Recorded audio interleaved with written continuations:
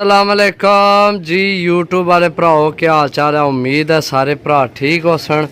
असाने भरावां नाल शौक भी अच्छा जा रहा सी। मैं गुलाम मुस्तफा, तुसी देखण लगे हो पुआज पिजन चैनल।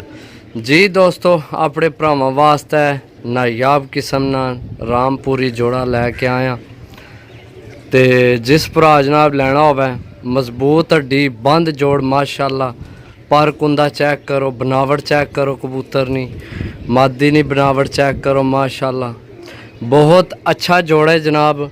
रेट बड़ा माकूल है, सिर्फ और सिर्फ 5000 रुपये ना। जिस भरा की जनाब रामपुरी जोड़े ना शौक होवे जनाब, राबता नंबर 0325 52 40 603। हड्डी जोड़ दोवां ने जनाब गारंटी वाला है, सही है। बंद जोड़ मजबूत हड्डी खुश्क पंजे माशाल्लाह, मादी ने पंजे चेक करो जनाब। काले नाहन ने, काले नाहन भी जोड़े सही है।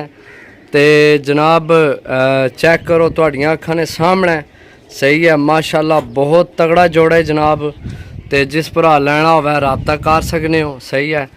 जेड़ा नर है यह संधूरी पलकां विच भी है, सही है। यह नर जेड़ा संधूरी पलकां विच भी है।